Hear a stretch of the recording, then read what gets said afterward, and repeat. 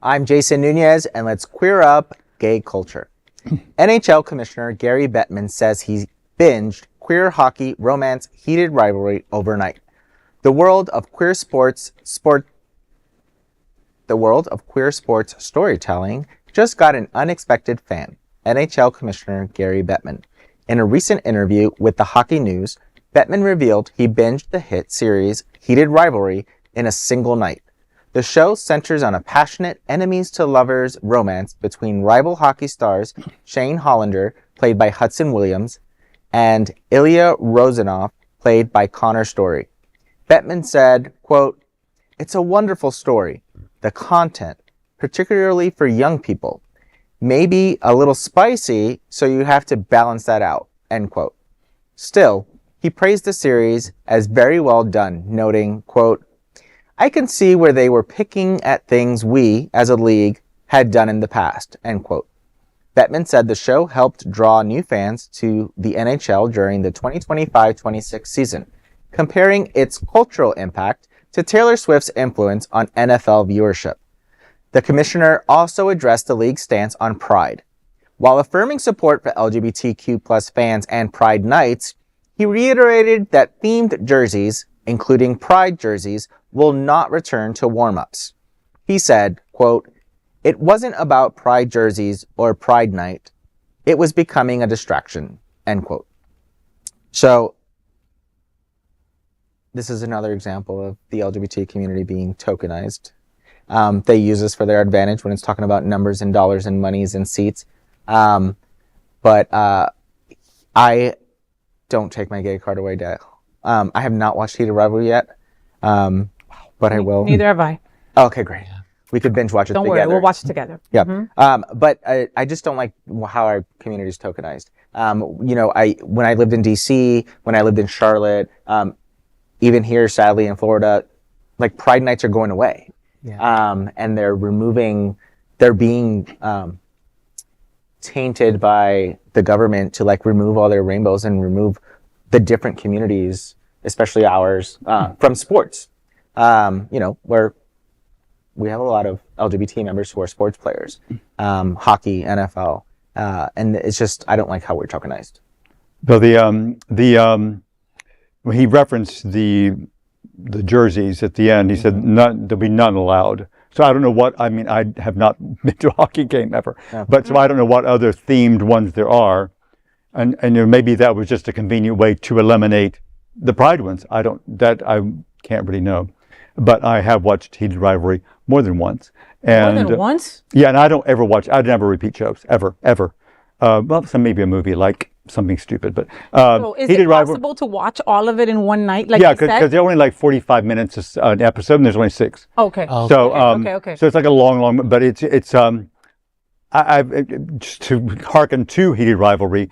I've never experienced what I feel from that show ever in my life, and it's so strange because I can't understand why. Like, why is this hitting me so hard in such a way? And I can almost not think about it. I mean, for days after watching it, I couldn't even think about it without sobbing. I mean, doubled over sobbing. Not because but Dale is sensitive, though. Pisces. I don't think we're gonna be crying. No, that's why there's all these groups. Facebook. I mean, like our friend Michelle Quartas and I've been, because it has a huge straight women following, lesbian following, and now Empty Netters, the hockey straight guys do this hockey podcast. Yeah, they talked about every episode and were crying and doing. So there's something about the power of the. Also, both Hudson and Connor were unknowns at the time, so that made them fresh, and they were so hungry to give everything, and they do give everything, and their performances are amazing. The writing is amazing, and it's also from Canadian. It's from Canada, and many people have said they don't think it could have been made in the U.S. because it couldn't. We did a story on it. Yeah. So it's just something about it that has touched so many people and so deeply. Yeah. And I think that the Bettman had no choice but to watch it to see what all the big deal is. But you're right, though. Oh, the numbers are going up, so I guess I better look at this. Right. Yeah, and that's the thing. Visibility works, stories matter, and surprise. Queer love doesn't destroy sports. It actually grows the freaking audience. And that's what's going on, right? And the league can show us that instead of saying this. This is like giving us crumbs. Yeah. You know what I mean? Like, Heated Rivalry has another, I haven't seen it either, but there already are set to do a season 2 And season which is 3, and season 3 fantastic, even. you know, and season 3. And if it gives a little bit more visibility to hockey, then great. I mean, look what happened down here with hockey. I mean, we were not a hockey place, and now we've won, you know, whatever it is, the championship a couple times in a row. You know what I mean? So, I mean, you just never know, you know? And guess what? Gay people play sports. Yeah. Gay people go to sports events. And I need to see this because You haven't watched it either? No, I haven't. But what struck me about It's the this weirdest is table I've ever been in. how receptive the public is to a gay Because it's beyond that. Because it's beyond. I mean, the kissing is so beautiful. You've never seen anything like it. It's amazing. But it's also just the way. Also, these actors, all the main actors, have been really amazing representatives of queer community in all of their tour. Now, mind you, every time they ask them are they gay, they won't answer, which of course is good because you know they want that, you know. Fine. And I saw one of them at a fashion show with Ricky Martin, and I was just strap away. I was like, Hudson Williams. that was what got me to go. I'm gonna watch this. That was Hudson. You know what it reminds me of too? Remember Brokeback Mountain? Yeah. How it was so well received by the general public.